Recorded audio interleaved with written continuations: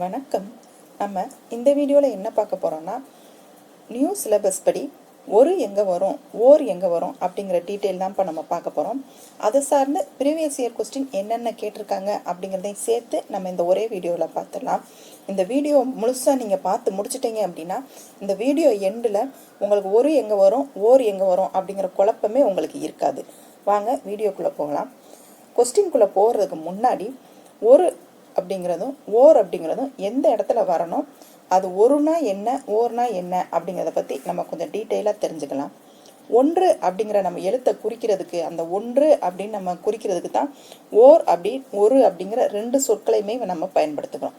அதாவது ஒரு ஊர், ஒரு அமைச்சர், ஒன்னே ஒன்று அப்படிங்கிற எண்ணிக்கை இருக்குது இல்லைங்களா, அதை குறிக்கிறதுக்கு தான் நம்ம ஒரு ஓர் ஆகிய சொற்களை நம்ம பயன்படுத்துகிறோம். நம்ம பேச்சு வழக்கில் எப்படி பயன்படுத்துகிறோன்னா, ஒரு ஊர் ஒரு அமைச்சர், அதாவது ஒரு அமைச்சர் இருந்தார், ஒரு ஊரில் ஒரு நம்ம கதை சொல்லும்போது கூட ஒரு ஊரில் ஒரு ராஜா இருந்தார் அப்படின்னு சொல்லி தான் நம்ம பேசி பழகுவோம்.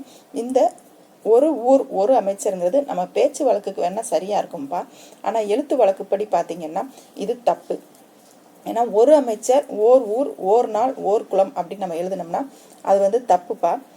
ஏன் தவறு அப்படின்னு கேட்டிங்கன்னா, உயிரெழுத்தில் தொடங்கும் எழுத்துக்களுக்கு முன்னாடி ஓர் அப்படிங்கிற எழுத்து மட்டும்தான் பயன்படுத்தணும். உயிரெழுத்துக்கள் மொத்தம் எத்தனைன்னு கேட்டிங்கன்னா 12. அது எது எதுன்னு கேட்டிங்கன்னா, ஆ முதல் ஔ வரை உள்ள எழுத்துக்கள் எல்லாமே உயிரெழுத்துக்கள். நெடில் எழுத்துக்கள், குறில் எழுத்துக்கள் ரெண்டும் சேர்ந்து அந்த 12 எழுத்துக்களுமே உயிரெழுத்துக்கள் தான்ப்பா. அந்த உயிரெழுத்துக்கள் வரக்கூடிய சொற்களுக்கு முன்னாடி ஓர் அப்படிங்கிற எழுத்து தான் வரும். இந்த இதை நீங்கள் கன்ஃபார்மாக ஞாபகம் வச்சுக்கணும். இதில் ரெண்டே கண்டிஷன் தான்ப்பா. அந்த ரெண்டு கண்டிஷனை நீங்கள் எளிமையாக ஞாபகம் வச்சுக்கிட்டிங்கன்னா அடுத்தடுத்து உங்களுக்கு அந்த கொஸ்டினை நீங்கள் ஆன்சர் பண்ணிக்கிட்டு போய்கிட்டே இருக்கலாம். இதில் மிச்சமாகிற டைமை நீங்கள் ஒரு ஜிஎஸ் கொஸ்டினோ, ஒரு மேத்ஸ் கொஸ்டினோ, ஒரு ரீசனிங் கொஸ்டினோ யோசிக்கிறதுக்கு நீங்கள் யூஸ் பண்ணிக்கலாம். ஒரு காம்படிட்டிவ் எக்ஸாம் எதன் அடிப்படையில் இருக்கும் அப்படின்னா, அவங்க கேட்குற 200 கொஸ்டின் எல்லாத்துக்குமே ஆன்சர் தெரியும் அப்படின்னாலும் அவங்க கொடுத்துருக்க அந்த டைமிங்குள்ளே நம்மளால் ஆன்சர் பண்ண முடியுதா அப்படிங்கிறத நிர்ணயிக்கிறவங்களுக்கு தான் அப்பாயின்மெண்ட் ஆர்டரு. அதுக்குள்ளே நமக்கு ஆன்சர் பண்ண முடியலை அப்படின்னா நமக்கு வேலையும் கிடைக்காது. அப்போ நம்ம அந்த டைமுக்குள்ளே நம்மளால் ஆன்சர் பண்ண முடியுதான்னு பார்க்கணும். அதுக்கு நம்ம நிறைய ப்ராக்டிஸ் பண்ணணும், நிறைய டெஸ்ட்டு போட்டு பார்க்கணும். அப்போ இந்த மாதிரி சில எளிமையான கேள்விகளுக்கெல்லாம் நம்ம பார்த்தோன்னே ஆன்சர் பண்ணிவிட்டு அடுத்தடுத்த கொஸ்டினுக்கு போய்கிட்டே இருக்கணும். ஏன்னா பொறுத்துக, தொடரை படித்து பொருள் எழுதுக, அதுக்கெல்லாம் டைம் இழுத்துரும். ப்ளஸ் கலைச்சொற்களுமே கொஞ்சம் யோசனை பண்ணி போடுற மாதிரி இருக்கும். பிறமொழி சொற்கள் அப்படின்னு இந்த வருஷம் அவங்க கொடுத்துருக்க 85 மார்க்குக்கு இலக்கணம் கொடுத்துருக்காங்க. அது எல்லாமே நமக்கு ரொம்ப எளிமையான கொஸ்டின் தான். ஆனால் நமக்கு டைம் இழுக்கக்கூடிய கொஸ்டின் எல்லாமே. அதனால் நிறைய ப்ராக்டிஸ் போட்டால் தான்ப்பா இது உங்களுக்கு மனசில் எளிமையாக நிற்கும். கொஸ்டின் பேப்பரில் பார்த்தோன்னா நமக்கு ஆன்சர் பண்ணுற மாதிரி இருக்கும். இதுவே டைம் இழுத்துருச்சு அப்படின்னா, ரீசனிங்கில் இந்த வருஷம் நமக்கு 10 கொஸ்டின் சொல்லியிருக்காங்க. மேக்ஸ் நமக்கு ஏற்கனவே டைம் இழுக்கும். அதில் ரீசனிங் 10 கொஸ்டின் இருக்கனால ரீசனிங் 2-3 மாடல் இருக்கும். அதை நம்ம யோசிச்சு தான் நம்ம ஆன்சர் பண்ணுற மாதிரி இருக்கும். ரீசனிங்க்கு எப்படியும் 1/2 hour கண்டிப்பாக ஆயிரும்.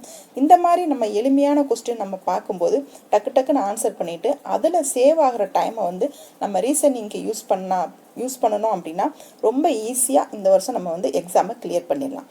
இப்போ வாங்க வீடியோக்குள்ளே போகலாம். இந்த 12 எழுத்துக்கள் வர்றதுக்கு முன்னாடி ஓர் அப்படின்னு தான் வரணும். இந்த ஆ ஆ இலேருந்து ஔ வரைக்கும் இருக்கு இல்லைங்களா, இந்த 12 எழுத்துக்களில் எந்த எழுத்து முன்னாடி வச்சு ஒரு வார்த்தை வந்துட்டாலுமே அதுக்கு முன்னாடி நீங்கள் ஓர் அப்படின்னு தான் போடணும். இதை எளிமையாக எப்படி ஞாபகம் வச்சுக்கிறீங்கன்னா, உயிர் அப்படின்னு வருது இல்லைங்களா, இருன்னு முடியுது இல்லைங்களா, அந்த உயிர் அப்படிங்கிற எழுத்துக்கு முன்னாடி ஓர் வரும் அப்படின்னு ஞாபகம் வச்சுக்கோங்க. நெக்ஸ்ட் பாருங்க, இந்த உயிர்மை எழுத்துல தொடங்கும் சொல்லுக்கு முன்னாடி என்ன பயன்படுத்தணும்னு பார்த்தீங்கன்னா, ஒரு அப்படிங்கிற எழுத்து தான் பயன்படுத்தணும். உயிர்மை எழுத்துன்னு பார்த்தீங்கன்னா 216. உயிரெழுத்துக்கள் 12ம் மெய்யெழுத்துக்கள் 18ம் சேர்ந்தது முதல் எழுத்து. அந்த முதல் எழுத்துக்கள் 30. அந்த உயிரெழுத்துக்களும் மெய்யெழுத்துக்களும் சேரும்போது உயிர்மை எழுத்துக்கள் தோன்றும். அந்த உயிர்மை எழுத்துக்கள் எத்தனைன்னு பார்த்தீங்கன்னா 216. அந்த 216 உயிர்மை எழுத்துக்களும் தொடங்குறதுக்கு முன்னாடி ஒரு அப்படிங்கிற சென்டென்ஸை நீங்கள் பயன்படுத்தணும். உயிர்மை எழுத்து என்ன அப்படின்னு கேட்டிங்கன்னா, அந்த காங்காச்சா இருக்குல்லப்பா, காலை ஆரம்பித்து நவுல முடியும் பார்த்தீங்களா, ஔ வரிசையில் நவுல முடியும். அப்படி அந்த நவுல முடிகிற வரைக்கும் எல்லா எழுத்துக்களுமே எது முதல்ல வருதோ அதுக்கு முன்னாடி நீங்கள் ஒரு பயன்படுத்தணும். சரிங்களா? அப்போ இதில் உங்களுக்கு தெரிஞ்சுக்கிட வேண்டியது கண்டிஷன் தான். உயிரெழுத்துக்கள் வர்றதுக்கு முன்னாடி நீங்கள் ஓர் பயன்படுத்தணும். உயிர்மெய் எழுத்துக்கள் வர்றதுக்கு முன்னாடி நீங்கள் ஒரு பயன்படுத்தணும். இதில் நீங்கள் தெளிவாக இருந்தீங்க அப்படின்னா இதில் நீங்கள் எளிமையாக 1 or 2 கொஸ்டின் கேட்பாங்க. அந்த 2 மார்க்குமே நீங்கள் எடுத்துகிட்டு போயிட்டே இருக்கலாம். இப்போ நம்ம கொஸ்டினை பார்க்கலாம் வாங்க. கொஸ்டின் என்ன கேட்டிருக்காங்கன்னு பாருங்கள். ஒரு ஓரில் சரியாக அமைந்த தொடர் எது அப்படின்னு கேட்டிருக்காங்க. டிஎன்பிஎஸ்சி நீங்கள் எக்ஸாம் அட்டன் பண்ண போகிறீங்க அப்படின்னா உங்களுக்கு தெரிய வேண்டிய ஃபஸ்ட்டு கண்டிஷன் என்ன அப்படின்னா அந்த கொஸ்டின் ஃபஸ்ட்டு ஸ்டார்டிங்லேருந்து லாஸ்ட் அவங்க கொஸ்டின் மார்க் போட்டிருப்பாங்கள்ல அது வரைக்கும் கொஸ்டினை தெளிவாக படிச்சிருங்க. ஏன்னா அவங்க சரியாக அமைந்த தொடர் கேட்குறாங்களா தவறாக அமைந்த தொடர் கேட்குறாங்களான்னு தெரியாது. அவங்க ஒரு சில கொஸ்டினில் ட்விஸ்டடாக வச்சு தவறானது கேட்டுருவாங்க. அதனால் நீங்கள் கொஸ்டினை படிக்கிறதுக்கு சோம்பேறித்தனப்படாதீங்க. கொஸ்டினுக்கு ஒரு 1/2 செகண்ட் ஒதுக்கி தெளிவாக கடைசி வரைக்கும் படிச்சிருங்க. நம்ம எக்ஸாம் ப்ரெஷரில் ஒரு ஓர்னு பார்த்தோம்னா சரியாக அமைஞ்சது அப்படின்னு நம்ம போட போயிடுவோம். ஆனால் அவங்க தவறாக அமைந்த தொடர் அப்படின்னு சொல்லியும் கேட்குறதுக்கான வாய்ப்புகள் 90% இருக்குப்பா. அதனால் கொஸ்டினை வாசிக்கிறதுக்கு நீங்கள் கண்டிப்பாக ஒரு செகண்ட் டைம் கொடுத்து அதை வாசிச்சுட்டு அதுக்கு பிறகு ஆப்ஷனுக்கு போங்க. சரிங்களா? இந்த கொஸ்டினில் பாருங்கள், ஒரு ஓர் அமைந்த சரியான தொடரை தான் கேட்டிருக்காங்க. ஃபஸ்ட்டு என்ன கொடுத்துருக்காங்கன்னு பாருங்கள். ஓர் மரம் தெரிகிறது அப்படின்னு சொல்லியிருக்காங்க. மரம் அப்படின்னு சொல்லி கொடுத்துருக்காங்க. மரம் அப்படிங்கிறதுக்கு முதல் எழுத்து பார்த்தீங்கன்னா மா. அந்த மா நமக்கு உயிரெழுத்தான்னு பார்த்தீங்கன்னா உயிரெழுத்து இல்லை. உயிரெழுத்து எதுன்னு பார்த்தீங்கன்னா ஆ முதல் அவ் வரைக்கும் இருக்கிற எழுத்துக்கள் தான் உயிரெழுத்துக்கள். கா முதல் நவ் வரைக்கும் இருக்கிற எழுத்து பார்த்தீங்கன்னா உயிர்மெய் எழுத்துக்கள். அப்போ இந்த இடத்துல நமக்கு மா எதில் வரும் அப்படின்னு பார்த்தீங்கன்னா உயிர்மெய் எழுத்துக்கள் தான் வரும். அதாவது இம் அப்படிங்கிற மெய்யெழுத்தும் ஆ அப்படிங்கிற உயிரெழுத்தும் சேர்ந்து தான் உங்களுக்கு மா அப்படின்னு வரும். அப்போ உயிரும் மெய்யும் சேர்ந்ததுனால இது உயிர்மெய் எழுத்து. அப்போ இந்த உயிர்மெய் எழுத்துக்கு முன்னாடி நம்ம என்ன வரும் அப்படின்னு நம்ம ஃபஸ்ட்டே கண்டிஷன் பார்த்துட்டோம். உயிர்மெய் எழுத்துக்கு முன்னாடி என்ன வரும்? ஒரு வரும். இங்கே ஓர் கொடுத்துருக்காங்க. அப்போ இது தவறு. நெக்ஸ்ட் பாருங்க, ஒரு அழகிய மலம் தெரிகிறது அப்படின்னு சொல்லியிருக்காங்க. அப்போ அழகிய அப்படிங்கிறதுல ஆ அப்படின்னு பார்த்தீங்க அப்படின்னா ஆ தான் நமக்கு ஃபஸ்ட்டு வர்ற உயிரெழுத்து. அந்த உயிரெழுத்துக்கு முன்னாடி நம்ம என்ன போடணும் அப்படின்னு பார்த்தீங்கன்னா ஓர் அப்படிங்கிற சென்டென்ஸ் தான் போடணும். இங்கே ஒரு அப்படின்னு கொடுத்துருக்கிறதுனால அப்போ இதுவுமே தப்பு. நெக்ஸ்ட் பாருங்க, ஓர் பசுமரம் தெரிகிறது அப்படின்னு சொல்லியிருக்காங்க. பசு அப்படிங்கிறதுல நீங்கள் பா அப்படின்னு எடுத்து பார்த்தீங்க அப்படின்னா அந்த பா உயிர்மெய் எழுத்து. இதை எப்படி உயிர்மெய் எழுத்து அப்படின்னு சொல்கிறீங்கன்னு பார்த்தீங்கன்னா இப்போ ப்ளஸ் ஆ இது ரெண்டுமே இப்போ மெய் எழுத்து, ஆ உயிரெழுத்து. இந்த 2 எழுத்தும் சேர்ந்து தான் நமக்கு பா அப்படிங்கிற உயிர்மெய் எழுத்தாக வந்திருக்கு. அப்போ பா அப்படிங்கிறது உயிர்மெய் எழுத்து. அதுக்கு முன்னாடி நமக்கு ஒரு அப்படிங்கிறதான் வரும். இவங்க ஓர் அப்படின்னு கொடுத்துருக்காங்க. அப்போ அது ராங்கு. நெக்ஸ்ட் பாருங்க, ஒரு மரம் தெரிகிறது அப்படின்னு சொல்லியிருக்காங்க. நம்ம ஏற்கனவே மா அப்படிங்கிறது நமக்கு உயிர்மெய் எழுத்து அப்படின்னு நம்ம பார்த்துட்டோம். ஏன்னா இம் ப்ளஸ் ஆ அப்படின்னு சேர்றது தான் மா. அப்போ உயிர்மெய்யும் சேர்ந்து அது உயிர்மெய் எழுத்தாக இருக்குது. உயிர்மெய் எழுத்துக்கு முன்னாடி என்ன சென்டென்ஸ் வரணும் அப்படின்னு பார்த்தீங்கன்னா ஒரு அப்படிங்கிறது தான் வரணும். இங்கே ஒரு மரம் தெரிகிறது அப்படின்னு தான் சொல்லியிருக்காங்க. அப்போ இதுதான் எக்ஸாக்டாக நமக்கு கரெக்ட் ஆன்சராக இருக்கணும். அப்போ ஒரு ஓரில் சரியாக அமைந்த தொடர் எதுன்னு பார்த்தீங்கன்னா ஒரு மரம் தெரிகிறது அப்படிங்கிறது தான் கரெக்டான ஆன்சர். நெக்ஸ்ட் கொஸ்டின் பாருங்கள்.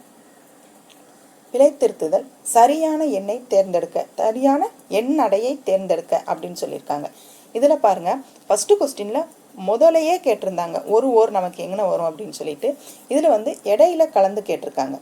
கல்வி ஒரு அணிகலன் அப்படின்னு சொல்லியிருக்காங்க. அணிகலன் அப்படிங்கிறதுல முதல் எழுத்து ஆ, அதாவது இந்த ஒரு ஓர் எங்கே வருதோ அதுக்கு முன்னாடி இருக்கிற எழுத்தை தான்ப்பா நீங்கள் பார்க்கணும். ஃபஸ்ட்டு ஆரம்பிக்கிற எழுத்தை நீங்கள் பார்க்கக்கூடாது. அவங்க ஒரு ஓர் எங்கே கொடுத்துருக்காங்க அப்படின்னு அந்த வார்த்தையில் தேடி அந்த வார்த்தைக்கு முன்னாடி இருக்கிற எழுத்தை தான் நீங்கள் பார்க்கணுமே தவிர இப்போ கல்வின்னு ஆரம்பிச்சிருக்கு அதனால இங்கே ஒரு போடணும் அப்படின்னு நீங்கள் யோசிச்சிங்கன்னா அது தப்பாக போயிடும்.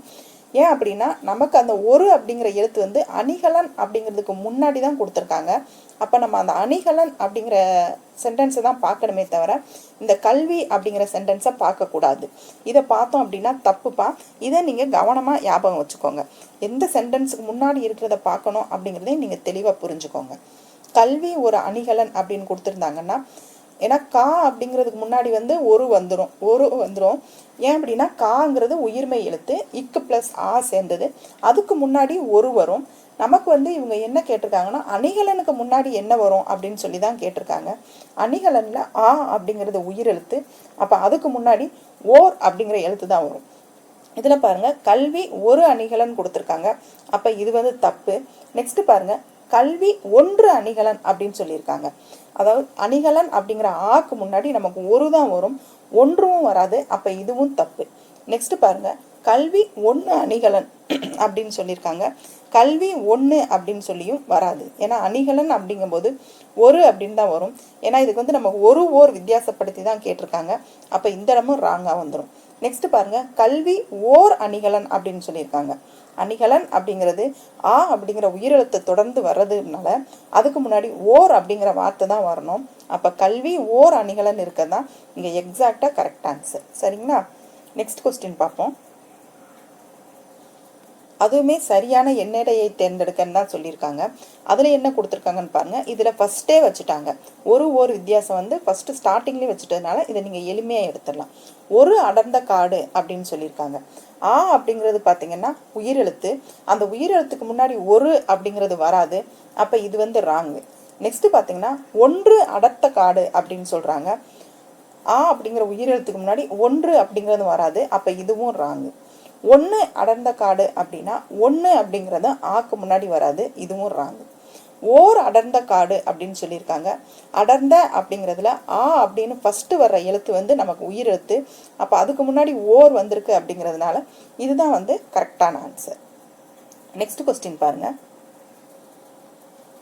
ஓர் வித்தியாசம் தான் கேட்டிருக்காங்க. இதில் வந்து ஓர் சரியாக அமைந்த தொடரை தேர்ந்தெடுக்க அப்படின்னு சொல்லியிருக்காங்க. இது ஒரு சென்டென்ஸாகவே கொடுத்துருக்காங்க. அதனால தான்ப்பா நம்ம திரும்ப திரும்ப சொல்கிறோம். அந்த ஓர் அப்படின்னு கொஸ்டினில் எங்கே வருதுன்னு பார்த்து அதுக்கு முன்னாடி இருக்கிற எழுத்து தான் நமக்கு செட் ஆகுமா அப்படின்னு, உயிர் எழுத்தா உயிர்மை எழுத்தா அப்படின்னு பார்த்து நீங்கள் போடணும். சப்போஸ் உங்களுக்கு சென்டென்ஸாகவே அவங்க கொடுத்துட்டாங்க, அதாவது இப்போ பிழை திருத்தம் அப்படின்னு சொல்லி அதில் கொஸ்டினே ஒரு அழகிய சிற்றூரில் ஓர் குளம் இருந்தது, சரியாக அமைந்த தொடரை தேர்ந்தெடுக்க அப்படின்னு சென்டென்ஸாகவே கொடுத்துட்டாங்க அப்படின்னா கொஸ்டினில் ஒரு எங்கே கொடுத்துருக்காங்களோ அந்த இடத்துக்கு நீங்கள் ஆன்சர் வரும்போது ஓர் போட்டுருங்க. அப்படியே ஆப்போசிட்டாக போட்டுருங்க. கொஸ்டினில் ஒரு கொடுத்துருந்தாங்கன்னா ஆன்சரில் ஓர் போட்டுருங்க. கொஸ்டினில் ஓர் போட்டிருந்தாங்கன்னா ஆன்சரில் ஒரு கொடுத்துருங்க. அந்த மாதிரி அவங்க சென்டென்ஸ் கொடுத்து கேட்டிருந்தாங்கன்னா எளிமையாக இருக்கும். கொடுக்கல அப்படின்னா நம்ம அந்த கண்டிஷனை அந்த இடத்துல பொருத்தி நம்ம ஆன்சர் எடுக்கிற மாதிரி இருக்கும். இதில் ஃபஸ்ட்டு ஒன்று பாருங்கள், ஒரு அழகிய சிற்றூரில்னு சொல்லியிருக்காங்க. அப்போ அந்த ஒருங்கிற எழுத்து நமக்கு எங்கே வந்திருக்கு அப்படின்னா அழகிய அப்படிங்கிறதுக்கு முன்னாடி தான் வந்திருக்கு. அழகியல ஆ அப்படிங்கிற எழுத்தை பார்த்தீங்கன்னா அது வந்து உயிரெழுத்து. உயிரெழுத்துக்கு முன்னாடி ஒருன்னு வந்திருக்கு. அப்போ இந்த இடம் வந்து கன்ஃபார்மாக வராது. அப்போ நம்ம ஃபஸ்ட்டு பார்த்தோன்னே அது கன்ஃபார்மாக வராது அப்படின்னு தெரிஞ்சோடனே நம்ம அடுத்த வரிக்கு போயிடணும்ப்பா. இதுலையே அடுத்தது வருமா அப்படின்னு பார்த்து நம்ம டைம் வேஸ்ட் பண்ணிக்கிட்டு இருக்கக்கூடாது. ஏன்னா ஃபஸ்ட்டு ஒன்று வராதுன்னா பின்னாடி இருக்கிறது வந்தாலுமே இந்த ஃபஸ்ட்டு கண்டிஷன் வராது அப்படிங்கிறதுனால இது ஆட்டோமேட்டிக்காக தவறாக தான் ஆயிரும். அதனால் நீங்கள் மிச்சம் இதையும் படித்து நீங்கள் வேஸ்ட் பண்ணிக்கிட்டு இருக்காதீங்க. நெக்ஸ்ட் பாருங்க, ஓர் அழகிய சிற்றூரில். அப்போ ஆ அப்படிங்கிற உயிரெழுத்துக்கு முன்னாடி ஓர் அப்படிங்கிறது வரும். அப்போ இது வந்து வர்றதுக்கு சான்சஸ் இருக்கு. ஆனால் மிச்ச சென்டென்ஸையும் நம்ம படித்து பார்த்துடலாம். ஓர் அழகிய சிற்றூரில் ஓர் குளம் இருந்தது அப்படிங்கிறாங்க. இந்த கூ அப்படிங்கிற எழுத்து பார்த்தீங்கன்னா இக்கு பிளஸ் ஆ அப்படின்னு சேர்ந்தது தான் கூ. உயிரும் மெய்யும் சேர்ந்து அப்போ கூவாயிருக்கு அப்படின்னா அது வந்து உயிர்மை எழுத்து. அப்போ உயிர்மை எழுத்துக்கு முன்னாடி என்ன வரும் அப்படின்னு பார்த்தீங்கன்னா ஒரு அப்படிங்கிறதான் வரும். இங்கே வந்து என்ன கொடுத்துருக்காங்க, ஓர் அப்படின்னு கொடுத்துருக்காங்க. ஓர் அப்படின்னு கொடுத்தது வந்து தவறாக வரும். அப்போ இந்த சென்டென்ஸும் வராது. நெக்ஸ்ட் சென்டென்ஸ் பாருங்க, ஓர் அழகிய சிற்றூரில். ஆ அப்படிங்கிற உயிரெழுத்துக்கு முன்னாடி ஓர் அப்படிங்கிற எழுத்து கொடுத்துருக்காங்க. இது வர்றதுக்கு சான்சஸ் இருக்கு. இருந்தாலும் மீதி சென்டென்ஸையும் பார்த்துடலாம். ஓர் அழகிய சிற்றூரில் ஒரு குளம் இருந்தது அப்படிங்கிறாங்க. அப்போ கூ அப்படிங்கிறது உயிர்மை எழுத்து. அதுக்கு முன்னாடி நமக்கு என்ன வரணும் அப்படின்னு பார்த்தீங்கன்னா ஒரு அப்படிங்கிறது தான் வரும். இங்கே கரெக்டாக ஒரு அப்படின்னு கொடுத்துருக்காங்க. அப்போ இந்த சென்டென்ஸ் நம்ம கரெக்டாக வர்றதுக்கான வாய்ப்புகள் தான் இருக்குது. இப்படி ஒரு சென்டென்ஸ் நம்ம கரெக்டாக வந்துருச்சு, நம்ம அதை கண்டுபிடிச்சிட்டோம் அப்படின்னா அதுக்கு நீங்கள் ஆப்ஷனை போட்டுட்டு அடுத்த கொஸ்டினுக்கு போய்கிட்டே இருக்கணும்ப்பா. அடுத்ததை போய் நீங்கள் செக் பண்ணிக்கிட்டு இருக்கக்கூடாது. ஏன்னா அதுக்கு வந்து நமக்கு டைம் வேஸ்ட் ஆயிரும். ஏன்னா இதுதான் கரெக்டான ஆன்சர் அப்படின்னு தெரிஞ்சிடுச்சு அப்படிங்கல இதை ஆன்சர் பண்ணிட்டு போய்கிட்டே இருக்கணும். 4வது ஆப்ஷனை வந்து நம்ம படிக்கவே கூடாது. ஏன்னா அதையும் படித்தோம் அப்படின்னா நமக்கு அதில் ஒரு நிமிஷம் வேஸ்ட்டாக போயிடும். ஒரு நிமிஷம் அப்படிங்கிறது நமக்கு டிஎன்பிஎஸ்சி எக்ஸாமும் ஏதோ ஒரு காம்படிட்டிவ் எக்ஸாம் எழுதும்போது அந்த எக்ஸாம் ஹாலுக்குள்ளே ஒரு நிமிஷமும் நம்மளோட பொன்னான வாய்ப்புகள்ப்பா. அதை நம்ம ரொம்ப அழகாக நம்ம பயன்படுத்திக்கிடணும். இப்படி தேவையில்லாதெல்லாம் நம்ம படித்து வேஸ்ட் பண்ணக்கூடாது. தேர்ட் ஒன்று தான் நம்ம கரெக்டான ஆன்சர் அப்படிங்கிறது நம்ம கன்ஃபார்மாக தெரிஞ்சிருச்சு. தெரிஞ்ச உடனே நம்ம 4th ஒன்றை படிக்கவே வேண்டாம். நம்ம டக்குன்னு ஆன்சரை வந்து சி அப்படிங்கிறத நம்ம மார்க் பண்ணிவிட்டு அடுத்த கொஸ்டினுக்கு போய்கிட்டே இருக்கலாம். சரிங்களா? நெக்ஸ்ட் கொஸ்டின் பாருங்கள். பிழை திருத்தத்தை தேர்ந்தெடுக்கன்னு சொல்லியிருக்காங்க. மாலை நடக்கும் ஓர் பொது கூட்டத்திற்குன்னு சொல்லியிருக்காங்க. ஓர் பொது கூட்டம். அப்போ போ அப்படிங்கிற எழுத்து தான் வந்திருக்கு. அந்த போ அப்படிங்கிற எழுத்து என்ன அப்படின்னு பார்த்தீங்கன்னா இப்பு ப்ளஸ் ஓ அப்படின்னு உயிரும் மெய்யும் சேர்ந்து தான் போ அப்படின்னு ஆயிருக்கு. அப்போ இது வந்து ஒரு உயிர்மை எழுத்து. அப்போ உயிர்மை எழுத்துக்கு முன்னாடி என்ன வரும்னு பார்த்தீங்கன்னா ஒரு அப்படிங்கிறதா வரும். நம்ம இங்கே கொஸ்டினில் என்ன கொடுத்துருக்காங்கன்னா ஓர் கொடுத்துருக்காங்க. அப்போ இது தப்பு. நம்ம முன்னாடியே சொன்ன மாதிரி ஒரு சென்டென்ஸை நம்ம படிக்கும்போது ஃபஸ்ட்டே அது தப்பாயிருச்சு அப்படின்னா நீங்கள் மீதி ஒன்றை படிக்கவே தேவையில்லை. ஏன்னா அது வந்து கரெக்டாக இருந்தாலுமே முதல் கொடுத்துருக்க வார்த்தை நமக்கு அந்த சென்டென்ஸில் தவறு அப்படின்னா அந்த சென்டென்ஸ் முழுசுமே தவறு தான். ஆனால் இங்கே பாருங்கள் ஓர் அமைச்சர்னு கொடுத்துருக்காங்க. ஆனால் உயிரெழுத்துக்கு முன்னாடி ஓர்னு வர்றது நமக்கு சரிதான்ப்பா. அப்படி இருக்கும்போது இதை வந்து நீங்கள் சரி அப்படின்னு சொல்லி நீங்கள் போடக்கூடாது. அந்த சென்டென்ஸ் முழுசாக 2 இடத்துல ஒரு ஓர் கொடுத்துருந்தாங்கன்னா அந்த 2 இடத்துலையுமே அந்த கண்டிஷனுக்குள்ளே வந்துச்சு அப்படின்னா தான் அது சரி. ஒரு இடத்துல சரியாக வந்து ஒரு இடத்துல தப்பாக வந்துருச்சுன்னா அது ராங்கு தான்ப்பா.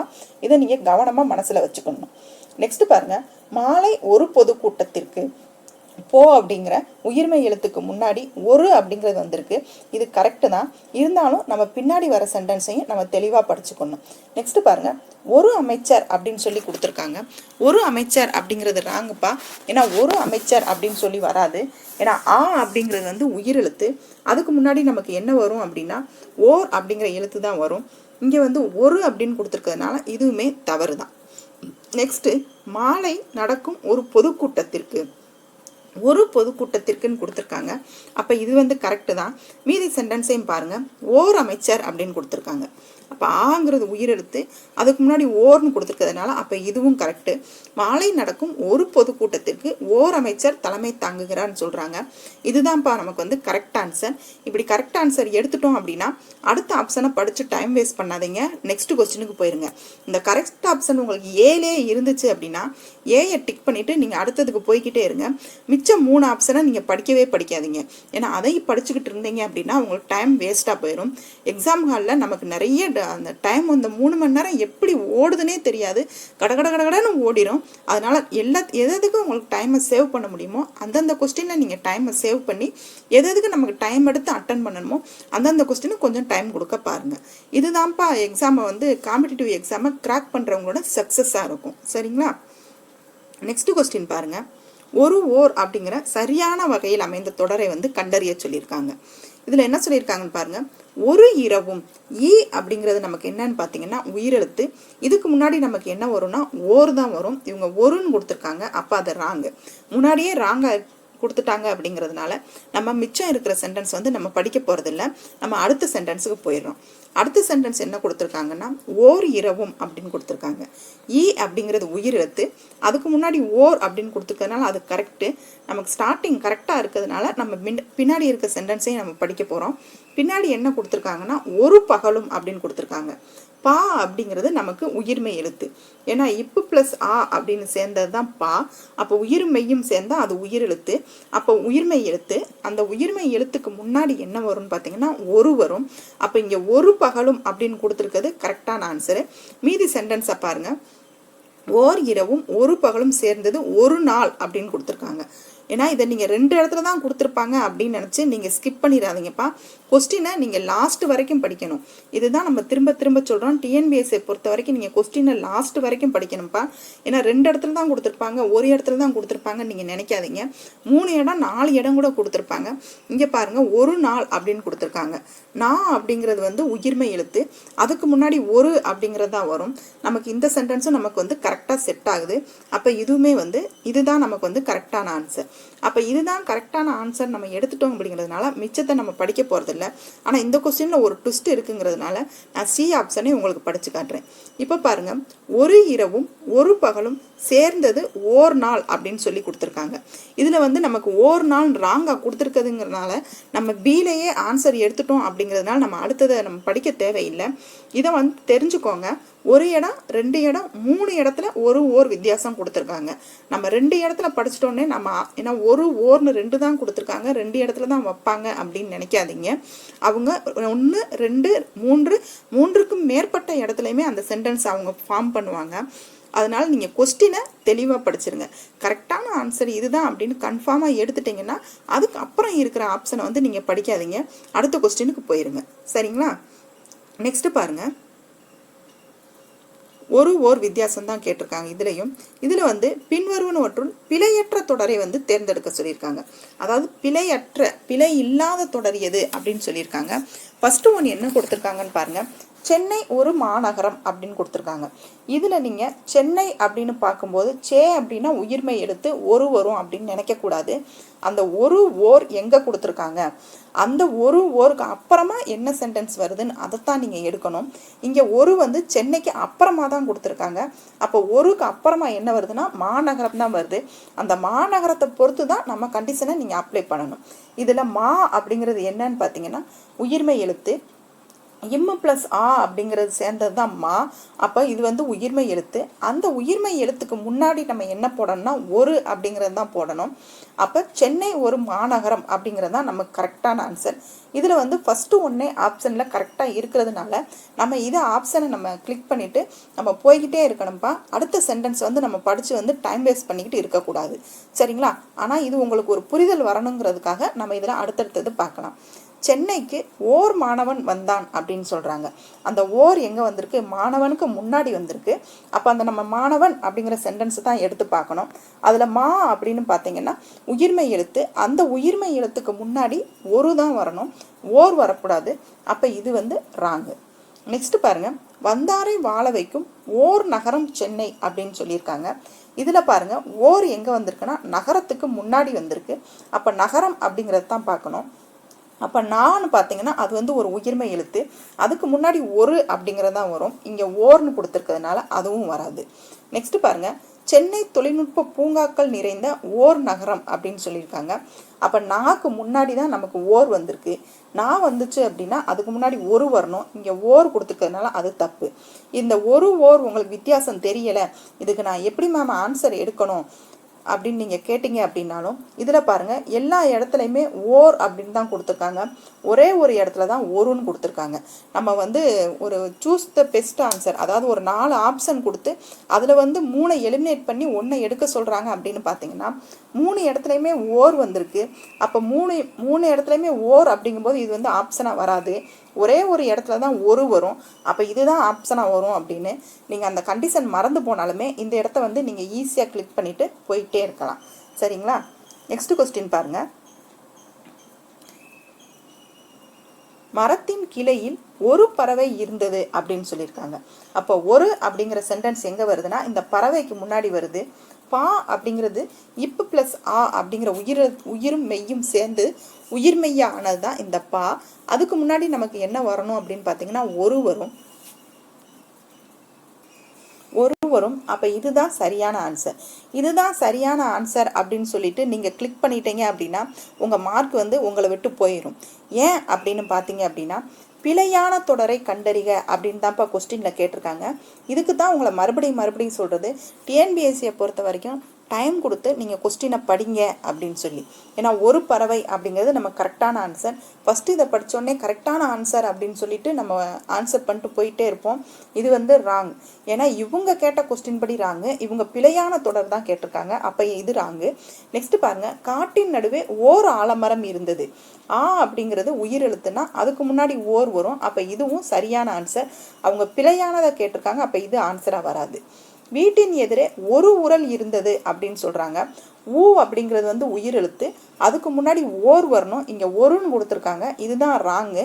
ஆனால் இவங்க வந்து பிழையான தொடர் கேட்டிருக்கிறதுனால இதை பொறுத்த வரைக்கும் நமக்கு இதுதான் வந்து கரெக்டான ஆன்சராக இருக்கும், சரிங்களா? இந்த மாதிரி நீங்கள் கொஸ்டினை படிக்கிறதுல தான்ப்பா உங்களுக்கு டிஎன்பிஎஸ்சியை பொறுத்த வரைக்கும் உங்களுக்கு மார்க் இருக்குது.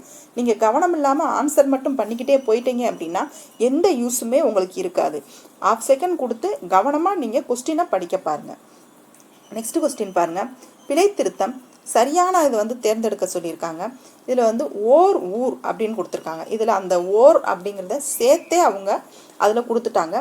ஓர் ஊர் அப்படின்னு கொடுத்துருக்காங்க. நெக்ஸ்ட் அடுத்ததை நம்ம பார்த்துட்டு வந்துடலாம். ஒன்று ஊர் அப்படின்னு சொல்லியிருக்காங்க. ஊ அப்படிங்கிறது உங்களுக்கு உயிர் எழுத்து வந்து தனியாக வந்தாலும் சரி, ஓரெழுத்து ஒரு மொழி மாதிரி தனியாக வந்தாலும் சரி, உங்களுக்கு மித்த எழுத்தோட சேர்ந்து ஒரு வார்த்தையாக ஃபார்ம் ஆகி வந்தாலுமே சரி, உங்களுக்கு அது வந்து ஒரு ஓர் அப்படிங்கிற கண்டிஷனுக்குள்ளே உங்களுக்கு வந்துரும்ப்பா. இதில் வந்து ஊர் அப்படின்னு கொடுத்துருக்கிறதுனால அதில் ஊர் அப்படிங்கிறதுக்கு முன்னாடி ஒன்று ஊர் அப்படின்னு வருமே, அதாவது ஒரு ஊர் தானே ஒன்று ஊர் வரும் அப்படின்னு நினைக்காதீங்க. நம்ம பேச்சு வழக்கில் ஒரு ஊர்னே பேசியிருப்போம், அதனால ஒரு ஊர் தான் வரும் அப்படின்னு சொல்லி நினைக்காதீங்க. இதில் ஊ அப்படின்னு நம்ம இலக்கண முறைப்படி தான் நம்ம போய் ஆகணும். ஊ அப்படிங்கிறது வந்து நமக்கு என்ன எழுத்தா வந்திருக்கு, உயிர் எழுத்தா வந்திருக்கு இல்லைங்களா? அப்போ அதுக்கு முன்னாடி ஓர் தான் வரணும். அப்போ இது வந்து தப்பு. ஒரு ஊர் அப்படிங்கிறது நமக்கு தப்பு. உயிரெழுத்துக்கு முன்னாடி ஓர் தான் வரும், அதுதான் கரெக்டு. இதில் தான் வந்து ஓர் ஊர் அப்படின்னு சொல்லியிருக்காங்க, இதுதான் நமக்கு கரெக்டான ஆன்சர். ஓர் ஊர் அப்படிங்கிறதுக்கு வந்து முன்னாடி வந்து நமக்கு எழுத்து வரணும். அப்போ ஓர் ஊர் அப்படின்னு சேர்ந்து அது ஒரு வார்த்தை, அப்போ அதுக்கு முன்னாடி வராது. ஓர் ஊர் அப்படின்னு கொடுத்துருந்தா இந்த இடம் வந்து நமக்கு கரெக்டுப்பா. இவங்க எதுவுமே கொடுக்காம அந்த வார்த்தையை மட்டும்தான் கொடுத்துருக்காங்க. ஏன்னா ஓர் ஊர் அப்படின்னு சேர்ந்தது ஒரு வார்த்தை. இதை வந்து ஓர் அப்படின்னு நம்ம பிரித்து நம்ம எடுக்க முடியாது. அவங்க பிரித்து கொடுத்தா தான் நம்ம ஆன்சர் பண்ணணுமே தவிர நம்ம போய் அதில் வந்து பிரித்து எடுத்துக்கிட்டு இருக்கக்கூடாது. அப்போ ஓர் ஊர் அப்படிங்கிறதான் கரெக்டான ஆன்சர். இதை வந்து நீங்கள் தெளிவாக பார்த்துக்கோங்க. நெக்ஸ்ட்டு பாருங்கள், பிழை திருத்தம் தான் கொடுத்துருக்காங்க, சரியான பதிலை தேர்ந்தெடுக்க சொல்லியிருக்காங்க. ஃபஸ்ட்டு பாருங்கள், ஓர் ஏரி அப்படின்னு கொடுத்துருக்காங்க. அப்போ ஏ அப்படிங்கிறது நமக்கு உயிரெழுத்து, அதுக்கு முன்னாடி ஓர் வந்துடுச்சு. அப்போ இதுதான் கரெக்டான ஆன்சர். இப்போ ஏவே கரெக்டான ஆன்சர்னால் நம்ம ஆன்சர் பண்ணிட்டு போயிட்டே இருக்கணும்ப்பா, அடுத்த ஆப்ஷனை நம்ம படிக்கக்கூடாது. இது வந்து உங்களுக்கு ஒரு புரிதலுக்காக நம்ம அடுத்தது படிக்க போகிறோம். ஒரு ஏரி அப்படிங்கிறது வந்து ஒரு, அதாவது உயிரெழுத்து ஏ, அதுக்கு முன்னாடி ஒரு அப்படிங்கிறது வராது, அதனால இது வந்து ராங்கு. ஓர் ஆரி அப்படின்னு கொடுத்துருக்காங்க, அது ஒரு வார்த்தை தான், அதுக்கு முன்னாடி ஒரு ஓர் அப்படின்னு அவங்க எதுவுமே கொடுக்கல, அதனால இதை நம்ம கன்சிடரே பண்ண தேவையில்லை. ஓர் ஏரி அப்படிங்கிறதுமே அது ஒரு வார்த்தை தான், அதுக்கு முன்னாடி ஒரு ஓர் கொடுக்கல. அவங்க ஒரு ஓர் கொடுத்துருக்காங்களா, அதோட வித்தியாசம் நமக்கு என்ன, நம்ம கண்டிஷனுக்கு வருதான்னு தான் பார்க்கணும். நம்மளா போய் அந்த இடத்துல ஒரு ஓர் வந்து போடக்கூடாது, அதை நீங்கள் புரிஞ்சுக்கணும். அப்படிங்கிறதுக்காக தான்ப்பா இந்த கொஸ்டின் கொண்டு வந்தது, சரிங்களா? அப்போ இதை பொறுத்த வரைக்கும் ஓர் ஏரி அப்படிங்கிறதான் நமக்கு கரெக்டான ஆன்சர். நெக்ஸ்ட் கொஸ்டின் பாருங்க, பிழை திருத்துக, சரியான எண்ணலடவை தேர்வு செய்க. 1 + உலகம், இந்த இடத்துல தான் வந்து 1 + உலகம் அப்படின்னு சொல்லி கொடுத்துருக்காங்க.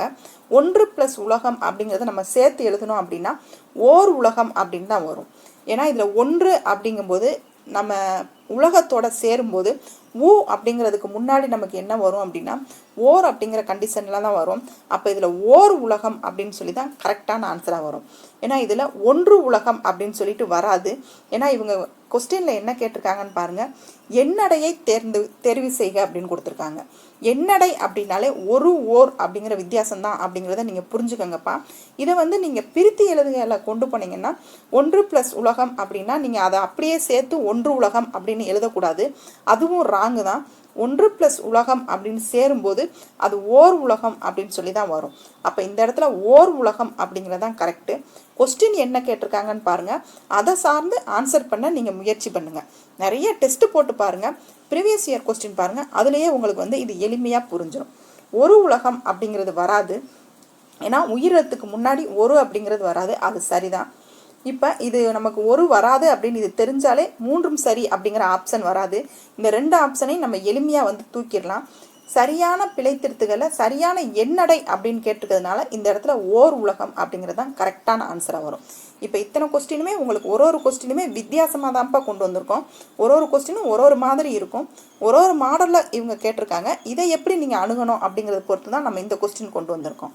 நெக்ஸ்ட் பாருங்கள், ஓர் பயன்பாட்டில் பிழையற்ற தொடரை வந்து தேர்ந்தெடுக்க சொல்லியிருக்காங்க. ஒரு ஓர் பயன்படுத்திருக்க இடத்துல பிழையற்ற தொடர் எது அப்படின்னு கேட்டிருக்காங்க. ஃபர்ஸ்ட் பாருங்க, ஒரு ஊரில் ஒரு விவசாயி இருந்தார் அப்படின்னு சொல்லியிருக்காங்க. ஊரில் அப்படிங்கிறதுக்கு முன்னாடி அப்படின்னா உயிரெழுத்து, அதுக்கு முன்னாடி ஒரு வரும். அப்போ இந்த இடம் ராங்கு, ஃபர்ஸ்டே ராங்காக வந்ததுனால நம்ம மிச்சத்தை படிக்க போகிறதில்ல. நெக்ஸ்ட் பாருங்க, ஓர் ஊரில் ஓர் விவசாயி இருந்தான்னு கொடுத்துருக்காங்க. அப்படிங்கிறது உயிரெழுத்து, அதுக்கு முன்னாடி ஓர் அப்படிங்கிறது கரெக்டு தான். ஃபர்ஸ்ட் நம்ம கரெக்டாக வந்திருக்கிறதுனால நம்ம மிச்ச சென்டென்ஸாக படிக்க போகிறோம். ஓர் விவசாயி அப்படின்னு கொடுத்துருக்காங்க. அப்படிங்கிறது நமக்கு உயிர்மை எழுத்து, அதுக்கு முன்னாடி இவங்க ஓர் கொடுத்துருக்காங்கிறதுனால இது வந்து தவறு. நெக்ஸ்ட் நம்ம சி ஆப்ஷன் பார்த்தோம்னா ஓர் ஊரில் ஒரு விவசாயி அப்படின்னு கொடுத்துருக்காங்க. ஊ அப்படிங்கிற உயிரெழுத்துக்கு முன்னாடி ஓர் வந்திருக்கு. விவசாயி அப்படிங்கிறதுல வி அப்படிங்கிற உயிர்மை எழுத்துக்கு முன்னாடி ஒரு வந்திருக்கு. அப்போ இதுதான் கரெக்டான ஆன்சர். நமக்கு தேர்ட் ஒன் கரெக்டான ஆன்சராக வந்துட்டதுனால நம்ம ஃபோர்த் ஒன்னை படிக்கவே போகிறதில்ல. சரிங்களா? இப்படி தான் நீங்கள் டிஎன்பிஎஸ்சி எக்ஸாமில் ஒரு கொஸ்டினை வந்து நீங்கள் பார்க்கணும்ப்பா. அவங்க என்ன மாதிரி கொஸ்டின் கேட்டிருக்காங்க, ஃபஸ்ட்டு நீங்கள் அவங்க என்ன மாதிரி கொஸ்டின் கேட்டிருக்காங்க, சரியானது கேட்டிருக்காங்களா தவறானது கேட்டிருக்காங்களா, பிரித்து எழுதுக சேர்த்து எழுதுக எதிர்ச்சொல் கேட்டிருக்காங்களா சொற்பொருள் கேட்டிருக்காங்களா என்ன கேட்டிருக்காங்கன்னு சொல்லி நீங்கள் கொஸ்டினை ஃபஸ்ட்டு படிச்சிருங்க. அதுக்கப்புறம் நீங்கள் ஆப்ஷனுக்கு வாங்க. ஆப்ஷனில் என்ன மாதிரி கொடுத்துருக்காங்கன்னு பார்த்து நீங்கள் ஆன்சர் பண்ண பழகுங்க. சரிங்களா? நெக்ஸ்ட் கொஸ்டின் பாருங்கள். கீழ்காணும் தொடர்களில் ஒரு ஓர் அமைந்த சரியான தொடர் எது அப்படின்னு சொல்லியிருக்காங்க. ஓர் பெரிய இடத்தில் அமர்ந்தால் அப்படின்னு சொல்லியிருக்காங்க.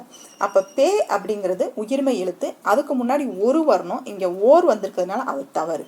நெக்ஸ்ட் பாருங்க, ஓர் இடத்தில் அமர்ந்தான். அப்போ இ அப்படிங்கிறது உயிர் எழுத்து, அதுக்கு முன்னாடி ஓர் அப்படின்னு வந்திருக்கிறதுனால இதுதான் சரியான ஆன்சர். அப்போ சரியான ஆன்சர் நம்ம பி ஆப்ஷனில் எடுத்துட்டோம் அப்படிங்கிறதுனால நம்ம சிடி ஆப்ஷனுக்கு போகவே தேவையில்லை.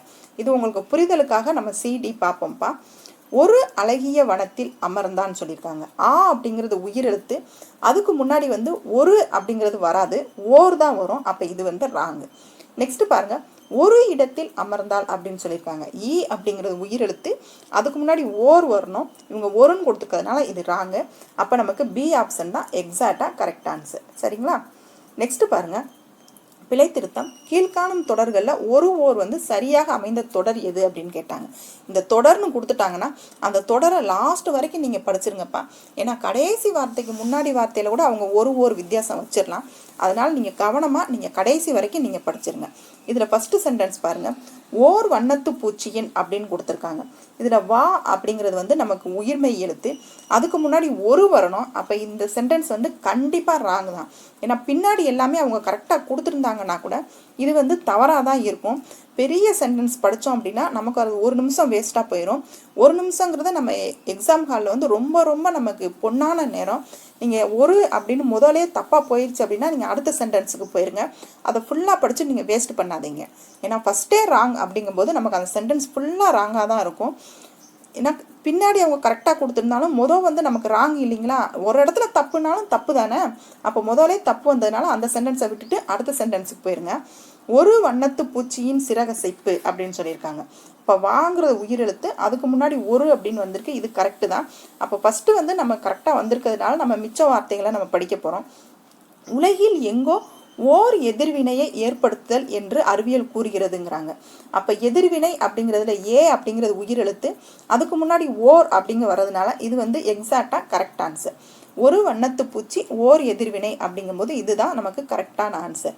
ஏன்னா வண்ணத்து பூச்சி வா அப்படிங்கிறதுக்கு முன்னாடி ஓர் வராது, அது தப்பு. ஃபோர்த்து சென்டென்ஸ் பாருங்க, ஒரு வண்ணத்து பூச்சியின் சிறகசைப்பு அப்படிங்கிறது கரெக்டு தான். ஆனால் பின்னாடி என்ன கொடுத்துருக்காங்கன்னு பாருங்க, ஒரு எதிர்வினையை அப்படின்னு கொடுத்துருக்காங்க. அப்போ ஏ அப்படிங்கிறதுக்கு முன்னாடி வந்து ஒரு அப்படிங்கிறது வராது, அந்த இடத்துல ஓர் அப்படி தான் வரும். இதனால நமக்கு டி சென்டென்ஸ் வந்து நமக்கு ராங்கு. இப்போ நம்ம பிலே ஆப்ஷன் எடுத்துட்டோம் அப்படின்னா நீங்கள் சியையும் டியையும் பார்த்து நீங்கள் டைம் வேஸ்ட் பண்ணாமல் அடுத்த கொஸ்டினுக்கு நீங்கள் போய்கிட்டே இருங்க. சரிங்களா? இந்த மாதிரி தான்ப்பா பெரிய சென்டென்ஸ் கொடுத்தாங்கன்னா நம்ம டைமை எப்படி மிச்சப்படுத்தணும்னு பார்த்து நீங்கள் மிச்சப்படுத்தணும். இதில் நாளையும் நீங்கள் படித்து நீங்கள் யோசனை பண்ணிக்கிட்டு இருந்தீங்கன்னா டைம் வேஸ்ட்டாக போயிடும். சரிங்களா? நெக்ஸ்ட் கொஸ்டின் பாருங்கள், பிழை திருத்துக. ஒரு அறிவு அப்படின்னு கொடுத்துருக்காங்க. ஆ அப்படிங்கிறது உயிரெழுத்துங்கிறதுனால அதுக்கு முன்னாடி ஓர் வரணும், அப்போ இது வராது. ஒரு அறிவுக்குன்னு கொடுத்துருக்காங்க. அவங்க அறிவுன்னு கொடுத்தாலும் சரி, அறிவுக்குன்னு கொடுத்தாலும் சரி, அறிவாளவன் கொடுத்தாலும் சரி, அறிவானவன், அறிவானவள், அறிவார், அந்த அறிங்கிறத வச்சு அவங்க என்ன கொடுத்துருந்தாலும் சரி, நமக்கு தேவை அந்த முன்னாடி இருக்கிற ஆ அப்படிங்கிற எழுத்து மட்டும்தான். அவங்க பின்னாடி வந்து எப்படினாலும் கொடுக்கட்டும், அறிதல் கொடுக்கட்டும், அறிவான், அறியவில்லை அப்படின்னு அவங்க எதிர்மறையாக கொடுத்தாலும் சரி, ஈறுகட்ட எதிர்மறை பெயரச்சம், பெயரச்சம், தொழிற்பெயர் எது கொடுத்தாலும் இதில் வந்து நீங்கள் அதை வந்து நீங்கள் கன்சிடரே பண்ணாதீங்க. கொஸ்டின் வந்து நமக்கு ஒரு ஓர் கொடுத்துருக்கா, அந்த ஒரு ஓருக்கு நமக்கு ரெண்டே கண்டிஷன், உயிர் எழுத்தா உயிர்மை எழுத்தான்னு பார்க்க போகிறோம். உயிர் எழுத்துனா ஓர் போட போகிறோம், உயிர்மை எழுத்துனா ஒரு போட போகிறோம். இந்த ரெண்டு கண்டிஷன் மட்டும்தான் நீங்கள் இந்த பிழை நீக்குகளில் ஒரு வித்தியாசத்தில் பார்க்கணும். வேறு எதையுமே நீங்கள் வேறு எந்த இலக்கணத்தையுமே இதில் கொண்டு வந்து நீங்கள் பார்க்கக்கூடாது. சரிங்களா? அப்போ இந்த ஓர் கொஸ்டினை நீங்கள் எப்படி அணுகணும்னு பார்த்தீங்கன்னா, கொடுத்துருக்க வார்த்தைக்கு அப்புறம் ஒரு ஓர் எங்கே கொடுத்துருக்காங்களோ அதுக்கப்புறம் வர்றது வந்து உயிர் எழுத்தா உயிர்மை எழுத்தா அப்படின்னு பாருங்கள். உயிர் எழுத்து அப்படின்னா ஓர் போடுங்க, உயிர்மை எழுத்துனா ஒரு போடுங்க. கொஸ்டினை தெளிவாக படிங்க. கரெக்டாக கேட்டிருக்காங்களா ராங்காக கேட்டிருக்காங்களான்னு தெளிவாக படிங்க. பெரிய சென்டென்ஸ் கொடுத்துருந்தாங்கன்னா லாஸ்ட்டு வரைக்கும் படிச்சிருங்க. இதுதான்ப்பா இதில் இருக்க உங்களுக்கு முக்கியமான கண்டிஷன். சரிங்களா? அப்போ இதில் பிழையை நீக்கி எழுதுகள்ல என்ன வரும் அப்படின்னு கேட்டிங்கன்னா ஓரறிவு அப்படிங்கிறது தான் வரும். ஏன்னா இது எல்லாமே ஒரு அப்படின்னு கொடுத்துருக்கிறதுனால இந்த 3 சென்டென்ஸுமே வராது. அப்போ இதில் ஓரறிவு அப்படிங்கிறது தான் நமக்கு கரெக்டாக வரும். இதை நீங்கள் கவனமாக பார்த்துக்கோங்க. இது 3 ராங்காக இருக்கிறதுங்கிறதுனால இது நமக்கு ஓரறிவு அப்படின்னு சொல்லி வந்துடுது. சரிங்களா? இதோட இந்த வீடியோ ஓர் அப்படிங்கிறது முடியுதுப்பா. உங்களுக்கு இதில் நமக்கு வீடியோ என்னென்ன கொடுத்துருக்கோன்னா அஃது அது அப்படிங்கிறது எந்தெந்த இடத்துல வரணும், ஆனால் ஆகையால் அப்படிங்கிறது எந்தெந்த இடத்துல வரணும், பழமொழிகளில் எந்த மாதிரி கொஸ்டின் கேட்டிருப்பாங்க அப்படின்னு நிறைய ப்ரீவியஸ் இயர் கொஸ்டின் நம்ம சேனலில் இருக்குது. நீங்கள் போய் பார்த்து யூஸ் பண்ணி வச்சுக்கோங்க. இன்னொன்று, அடுத்து நம்ம இலக்கண அடிப்படையில் என்ன ப்ரீவியஸ் இயர் கொஸ்டினில் கேட்டிருக்காங்க அதை நம்ம எப்படி சால்வ் பண்ணணும் அப்படிங்கிறத அடுத்த வீடியோவில் பார்க்கலாம். தேங்க்யூ.